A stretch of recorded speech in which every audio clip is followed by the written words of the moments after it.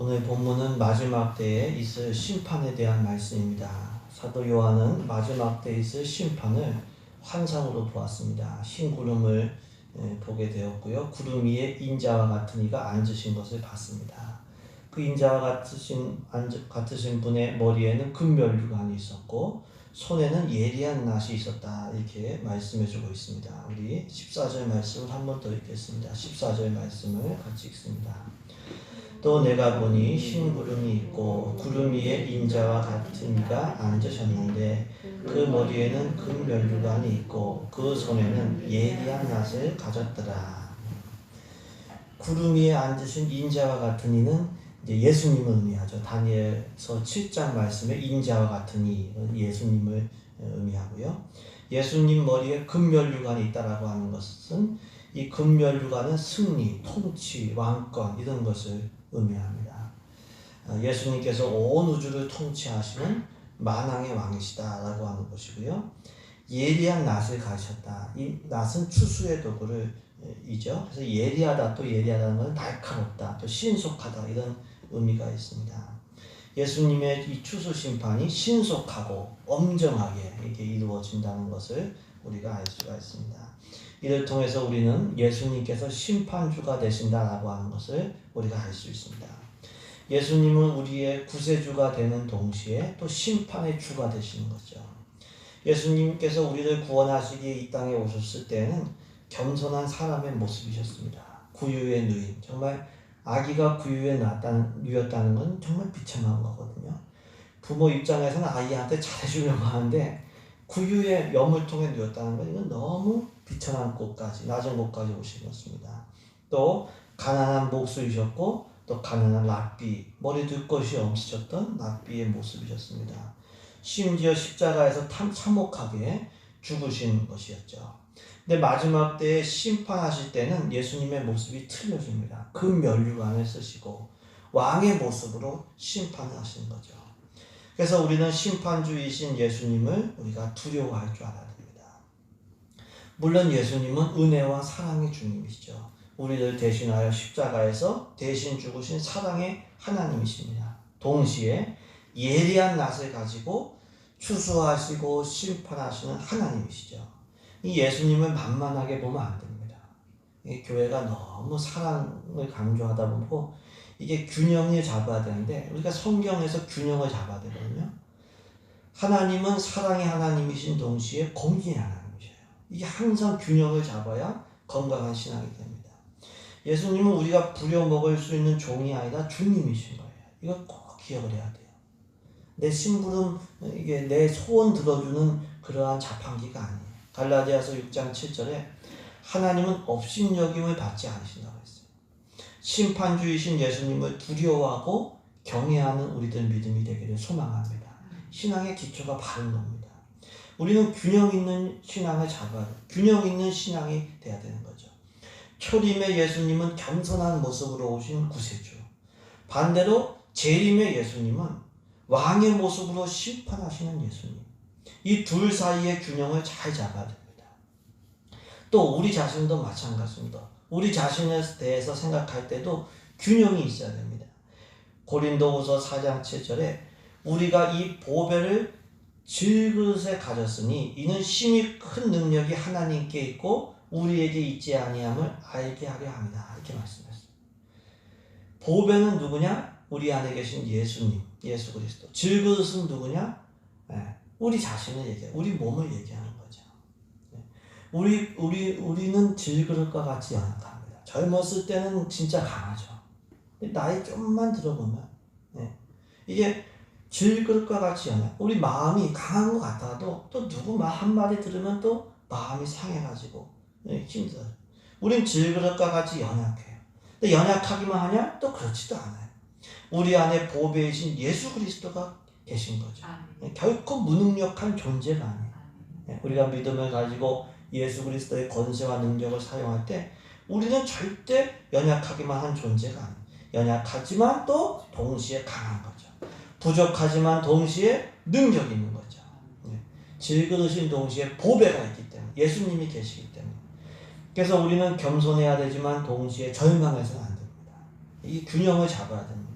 당당하게 살아야 되지만 또 그렇다고 교만해서는 안 되는 거죠. 우리 균형 잡힌 신앙으로 승리하는 우리 모두 되기를 주님의 이름으로 축복합니다. 이 자동차도 이 타이어가 공기압이 정확해야 되거든요. 그러면 이게 안전한 거예요. 그러니까 균형 잡힌 신앙이 될 때 우리도 안전하게 그런 신앙으로 승리하시길 주님의 이름으로 축복합니다. 이처럼 사도 요한은 마지막 때 있을 추수의 환상을 봤습니다. 금멸류관을 쓰신 예수님께서 예리한 낫을 가지고 계신 것을 봤습니다. 그 예수님께 한 천사가 성전으로부터 나와서 큰 음성으로 외친 거예요. 주님의 낫을 휘둘러서 거두소서. 땅의 곡식이 다 익어서 거둘 때가 이르렀습니다. 우리 15절 말씀을 같이 읽겠습니다. 15절 말씀을 우리 한 목소리로 같이 읽습니다. 또 다른 천사가 성전으로부터 나와 구름 위에 앉은 이를 향하여 큰 음성으로 외치되 당신의 낫을 휘둘러 거두소서. 땅의 곡식이 다 익어 거둘 때가 이르렀습니다. 아니. 천사가 성전으로부터 나왔다는 것은 하나님의 명령을 받아서 지금 나왔다는 겁니다. 그 천사가 예수님께 하나님의 명령을 전달한 거죠. 당신의 낫을 휘두르소서. 그러니까 이를 통해서 우리 알 수 있는 것은 마지막 때 있을 추수의 심판은 예수님이 하시는 거지만 성부 하나님의 명령을 받아서 하시는 거예요. 심판하시는 주체는 예수님이시지만 단독적으로 하시는 것이 아니라 하나님의 명령 안에서 이렇게 받아서 하시는 겁니다. 더 나아가서 천사가 외칩니다. 땅의 곡식이 다 익어서 거둘 때가 이르렀습니다. 거둘 때가 되었어. 추수할 때가 되었다는 거죠. 이를 통해서 알 수 있는 것은 곡식이 다 익으면 이게 추수 때가 됐다는 겁니다. 곡식이 익으면 추수 때는 반드시 있습니다. 왜? 그걸 걷어가야 되거든요. 주인 입장에서는 그거는 너무 귀하니까 걷어가는 거예요. 알고 있기 때문에. 그렇기 때문에 우리는 항상 이 추수의 때를 항상 우리가 준비하며 살아야 되는 거죠. 올 한 해도 2020년도 어김없이 우리가 오늘 마지막 주일을 지키고 있습니다. 올해는 정말 코로나로 인해서 더 빠르게 한 해가 지나간 것 같아요. 근데 빠르든 늦든 뭐 개인차가 있겠지만 어떻게 되었든 결국 어김없이 한 해의 끝이 온 거예요. 우리 인생의 끝도 어김없이 오게 되는 겁니다. 히브리서 9장 27절에 한 번 죽는 것 사람에게 정해진 것이고 그 후에는 심판이 있으리니 이렇게 말씀하고요. 누구나 인생의 끝이 있어요. 그리고 그 다음에는 하나님 앞에서 결산을 받아야 돼. 너 내가 준 시간과 생명과 재능과 재산과 모든 거 가지고 뭐 했냐? 결산을 받을 때가 있어요. 우리는 그 심판의 때, 결산의 때를 항상 준비하고 살아야 됩니다. 전도서 3장에서도 범사에 기한이 있고 천하만사에 다 때가 있다고 말씀하고 있습니다. 날 때가 있으면 죽을 때가 있다. 우리가 심판을 잘 준비함으로 죽을 때 후회하지 않는 우리 되기를 소망합니다. 이 땅을 살 때도 행복하게 살아야 되지만 정말 어떻게 보면은 죽을 때가 더 중요해요. 죽을 때 행복할 수 있다면, 죽을 때 담대할 수 있다면, 바울처럼 죽는 것도 유익하다고 말할 수 있다면 그 사람은 인생을 잘 사는 거예요. 왜? 주님 만나서 결산할 때가 이게 감사하고 이 나를 위하여 앞으로 예비된 면류관이 있다. 이렇게 고백할 수 있다면 이거는 정말 후회 없는 거죠. 심판의 준비 잘하는 우리 되기를 소망합니다. 잘하려면 언제 심판의 준비를 해야 될까요? 죽을 때 다 돼가서 심판 준비하는 건 늦는 거예요. 살아있을 때 심판 준비를 해야 되는 거죠. 오늘 본문 15절에서도 익으면 거둘 때가 됐다. 익는 것이 하루아침에 익지가 않습니다. 조금씩 잘하는 거고 조금씩 익는 거예요. 그러니까 심판은 우리가 살아있는 동안 평생 하는 거예요. 우리가 살아가는 일상이 심판 준비하는 거죠. 종말이 있다. 종말 의식을 가지고 심판이 있다. 심판의 의식을 가지고 우리 심판의 때를 잘 준비하는 지혜로운 믿음 되시길 주님의 이름으로 축복합니다. 이처럼 곡식이 익으면 거둘 때가 있어요. 천사는 하나님의 이 추수 명령을 전했고 예수님은 명령을 따라서 하나님 명령을 낫을 휘둘렀는데 땅의 곡식이 거두어졌다고 했습니다. 우리 16절 말씀을 우리 같이 들어가겠습니다. 16절 말씀입니다. 구름 위에 앉으신 이가 아멘. 예수님께서 낫을 후드리시니까 땅의 곡식이 거두어졌다. 이 말씀은 복음서에 나오는 그 아이곡 추수의 말씀이 연상이 되는 거죠. 복음서를 보시면 세례 요한이 예수님을 소개한 말씀 중에 심판에 대한 말씀이 있습니다. 자기 타작마당을 깨끗하게 하신다. 아이곡은 모아서 곳간에, 그리고 쭈쩌미는 모아서 꺼지지 않는 불에 깨끗하게 하신다고 했어요. 세상 끝에는 깨끗하게. 6절에 낫을 휘두름에 땅의 곡식이 거두어졌다. 아이곡은 곳간에, 귀한 아이곡은 곳간에 들으신다는 거죠. 이를 통해서 알 수 있는 것은 무엇입니까? 아이곡 성도는 결국 천국 창고에 들어간다는 거예요. 아이곡 신앙을 가진 사람은 천국 잔치에 참여하게 된다는 겁니다. 그렇기 때문에 우리는 아이곡 신앙으로 반드시 자라가야 됩니다. 이삭 단계에서 머물지 말고 충실한 아이곡이 돼야 돼요. 충실한. 농부이신 하나님의 기쁨이 되도록 충실한 아이곡으로 자라나는 은혜가 있기를 소망합니다. 어떤 이들은 예수님 믿고 내가 구원받았다. 이게 모든 게 끝났다고 생각하는 거예요. 성경을 한 부분만 읽는 겁니다. 그렇게 말씀하고 있지는 않습니다. 베드로전서 2장 2절 보시면 갓난 아기들 같이 순전하고 신령한 젖을 사모해야 된다. 왜 말씀을 사모해야 되냐면 구원에 이르도록 자라기 위함이다. 이렇게 말씀해 주고 있어요. 우리가 말씀을 계속 먹어야 되는 이유는 그래야 믿음이 자라고 구원에 이르도록 자라기 때문에. 히브리서 6장에 그리스도도의 초보를 버리고 맨날 초보만 닦지 말고 기초만 닦지 말고 완전한 대로 나아가라. 우리의 신앙이 완전한 대로 나아가야 된다고 말씀. 사도 바울도 아직 잡은 줄로 여기지 아니하고 부름의 상을 위하여 달려간다. 우리가 구원의 확신을 분명히 가져야 돼요. 성경이 말씀하고 있거든요. 구원의 확신, 구원 받았다고 말씀했기 때문에 구원의 확신을 가져야 됩니다. 동시에 구원의 완성을 향해서 달려가야 되는 거죠. 아이곡 신앙으로 자꾸 자라는 우리 모두 되기를 주님의 이름으로 축복합니다. 아이곡 신앙으로 자라나려면 어떻게 해야 될까요? 자라는 것은 이게 하나님의 은혜이기 때문에 우리는 하나님의 은혜를 사모하고 항상 구해야 돼요. 이 생명이 자라고 있는 게 하나님의 은혜입니다. 고린도전서 3장 7절에 심는 이나 물 주는 이는 아무것도 아니로되 오직 자라게 하시는 이는 하나님뿐이다. 육적인 생명이든 영적인 생명이든 자라게 하시는 분은 하나님이시죠. 그냥 하나님의 은혜로 자라는 거예요. 생명이 태어나는 거, 지금 과학이 발전했지만 생명을 만들 수가 없거든요. 생명이 태어나고 자라는 게 이게 하나님의 은혜이기 때문에 우리는 늘 하나님의 은혜를 사모하고 구해야 돼. 겸손한 마음으로 우리가 구해야 될 줄로 믿습니다. 동시에 우리가 해야 될 일도 열심히 해야 돼. 우리가 해야 될 일은 무엇일까요? 심는 일, 물 주는 일. 심는 것과 물 주는 일이 있어야 되는 거죠. 영적으로는 예배와 말씀과 기도 생활에 힘쓰는 겁니다. 예배와 말씀과 기도 생활에 힘쓸 때에 하나님의 은혜가 임하게 되고 신앙이 자라게 됩니다. 그렇기 때문에 예배와 말씀과 기도는 은혜 받는 일이에요. 은혜 받는 일에 힘쓰는 우리 되기를 소망합니다. 예배를 귀하게 여기죠. 그리고 우리 이제 새해가 되면은 또 새로운 출발이 되는데 1년 1도 또 꼭 참여하셔야 됩니다. 누구를 위한 게 아니라 나를 위한 거예요. 나를 위한 거. 말씀 읽고 우리가 말씀 1년 1도 한 석 장 정도 하는데 한 15분 정도 해요. 15분 정도.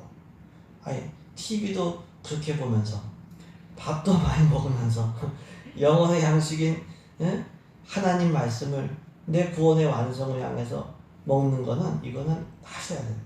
그리고 기도 생활도 하루에 30분 이상은 꼭 하셔야 돼요. 우리 열심히 예배드리고 기도하고 말씀 은혜 받는 일에 힘쓰므로 애국신앙으로 자라나시길 주님의 이름으로 축복합니다. 이렇게 애국은 예수님께서 친히 걸어줘요. 왜? 너무 귀하니까. 이거는 그래서 이 17 우리 14절부터 말씀 보면 누가 낫을 가지고 추수하냐면은 예수님이 친히 하시는 거예요. 이거는 애국은 예수님이 다 챙겨주시는 거예요. 자기 백성이기 때문에. 근데 우리 17절부터 보면은 또 다른 심판이 나오는데 이건 애국 추수가 아니에요. 포도를 추수한다고 했어요. 포도주. 이거는 하나님의 진노의 심판이에요. 누가 하냐면 천사가 하는 거예요. 이것도 분명히 있는데 이거는 예수님이 직접 하시는 게 아니라 17절에 보시면은 다른 천사가 하늘에 있는 성전에서 나왔는데요. 예리한 낫을 또 가졌다고 했어요. 근데 이 천사가 그 천사에게 이제 그 불을 가진 천사가 큰 음성으로 말합니다. 내 예리한 낫을 휘둘러서 땅에 포도송이를 거둬라. 이제 이 포도송입니다. 곡식이 아닙니다. 포도송이가 익었다.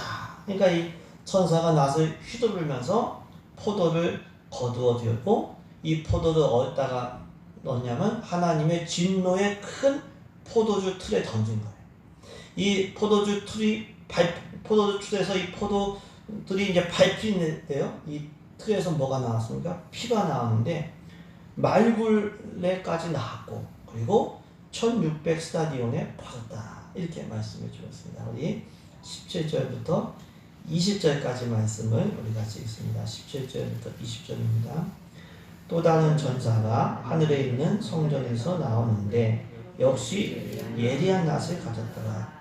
또 불을 다스리는 자가 제단으로부터 나와 예리한 낫 가진 자를 향하여 큰 음성으로 불러 이르되 내 예리한 낫을 휘둘러 땅에 포도송이를 거두라. 그 포도가 익었느니라. 천사가 낫을 땅에 휘둘러 땅에 포도를 거두어 하나님의 진노의 큰 포도주를 성벽에서 그들을 밟히니 피가 나서 말굴레까지 닿았고 1600 스타디온에 퍼졌더라. 14절부터 16절까지는 예수님이 직접 하신 애국 성도의 추수. 예수님이 직접 하셨다는 것은 그만큼 귀하게 여기신다는 거예요. 반면에 17절부터 20절까지는 천사가 대행해서 예수님의 그 명령에 대행해서 한 악인의 심판, 그것을 얘기하죠. 포도로 상징되는 이 악인들은 하나님의 진노의 그 큰 포도주 틀에 들어가 밟혔는데요. 틀에서 피가 나기 시작한데 말굴레까지 닿았다고 했어요. 말굴레는 그 머리에 그 곱비 채우는 그 거리입니다. 이게 사람 키 높이 정도가 되고요. 피가 그 높이에서 1600 스타디온까지 퍼진 겁니다. 이 한 스타디온은 거의 200m 정도, 여기 192m라고 나오는데 200m 정도 되는 그러한 거리죠. 그러면 1600 스타디온은 문자적으로 해석하면은 한 320km 정도. 그러니까 그 서울에서 부산까지는 아니더라도 그 가까이 정도 되는. 그러니까 문자적으로는 그런데 이 상징이 뭐냐면 그만큼 진노의 이 심판이 참혹하다라고 하는 그것을 나타내주는 말씀이죠. 하나님의 진노의 심판이 피가 강을 이룰 정도로, 피가 강을 이룰 정도로 이렇게 참혹하다는 것이죠. 절대 이 심판을 받아서는 안 됩니다. 우리는 추수의 심판을 받아서 천국 잔치에 참여해야 되지 진노의 포도주 심판을 받아서는 안 되는 거죠. 살아갈 때는 참 우리가 서로 섞여 살아가죠. 근데 죽음을 통과하고 심판을 받은 이후에는 둘로 나눠져요. 영적은 단순해집니다. 영생의 부활에 참여하든지 아니면 영벌의 부활에 참여하든지 둘 중에 하나죠. 천국 잔치에 참여하든지 지옥 불구덩이에 들어가든지 둘 중에 하나입니다. 이게 성경 말씀이고 예수님 말씀이에요. 그렇기 때문에 천국과 지옥의 심판을 부정하는 것은 성경과 예수님을 부정하는 것이 됩니다. 우리는 절대 지옥의 심판에는 들어가지 말아야 돼요. 이 세상에서 많은 성공을 우리가 좀 못해도 좀 못 벌고 좀 못 배우고 그래도 상관없어요. 큰 상관없어요. 하나님 앞에서 바르게 살고 믿음으로 살고 진짜 성공하는 것은 천국에 가는 것이다. 우리가 욕심을 버리고 이 믿음 가지고 살아야 될 줄로 믿습니다. 그리고 우리뿐만 아니라 우리 주위 사람들도 절대 이 진노의 심판에 들어가서는 안 되죠. 그렇게 하려면 우리가 심판과 복음의 소식을 전해야 됩니다. 심판과 복음의 소식이 사실은 같이 가는 거예요. 우리가 그 복음 중에 복음이 요한복음 3장 16절 말씀인데 하나님이 세상을 사랑하사 이처럼 사랑하사 독생자를 주셨으니 이는 그를 믿는 자마다 멸망하지 않고 영생을 얻게 하려 하십니다. 다른 거 다 안 보고 예수님 믿는 자마다 예수님 믿는 자마다 영생을 얻는다. 이게 복음이거든요. 믿는 자마다 내가 무식해도 내가 좀 못나도 믿으면 주님 의지하면 주님을 나의 주님으로 모시면 이게 영생은 이게 복음이거든요. 근데 그 말씀 속에 반대가 뭐냐면 믿지 않으면 멸망한다. 심판과 멸망은 같이 가는 겁니다. 이 복음을 이 심판을 전해야 주위 사람들도 진노의 심판을 받게 되지 않는 거죠. 알곡 신앙 되어서 꼭 천국 들어가시고 이 소식 전해서 가능한 많은 사람들 천국 잔치로 인도하는 우리 모두 되시길 주님의 이름으로 축복합니다.